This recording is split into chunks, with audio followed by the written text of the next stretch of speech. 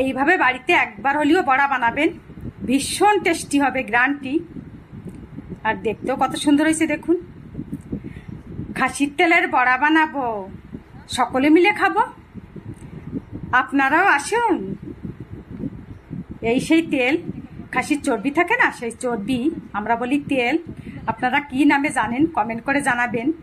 দুপুরবেলা রোদ্দুরে সবাই গেল ঘুমাতে, আর আমি আসলাম খাসির চর্বির বড়া বানাতে। একটা বাটিতে জল নিয়ে নিলাম, চর্বি বা তেল ধুয়ে নেব, ধুয়ে ছোট ছোট পিস করে কেটে নিলাম, ওই বাটিতেই রেখে দেব।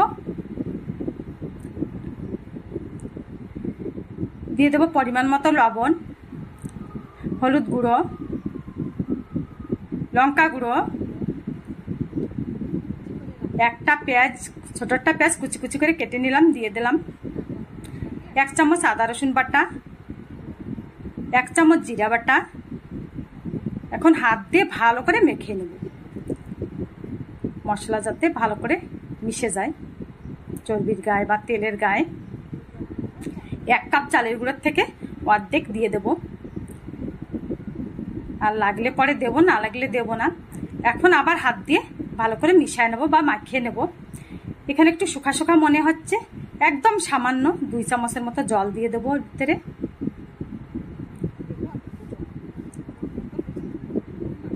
জল দিয়ে আবার ভালো করে মেখে নেব, একদম মাখো মাখো করে মাখবো, একদম পাতলা করব না আর একদম শুকা শুকা করব না।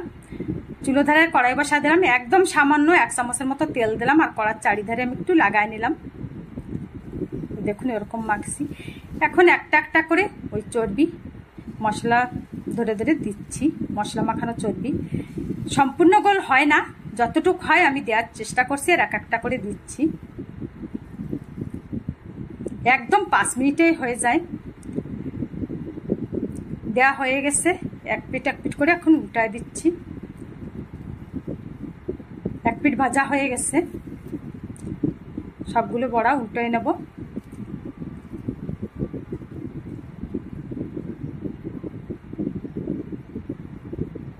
ভাজা হয়ে গেছে, এখন নামিয়ে নেব। একসাথে সব ওঠে না, তেল ঝরা ঝরা নামাবো। তেল কড়াইতে আরও রয়ে গেছে 1 চামচ তেলের থেকে, ওই দেখুন। আর বড়াগুলো দেখতে যেমন সুন্দর হয়েছে, খেতে তো ভীষণ টেস্টি, না খেলে আপনারা জানবেনই না খেতে কেমন হয়েছে।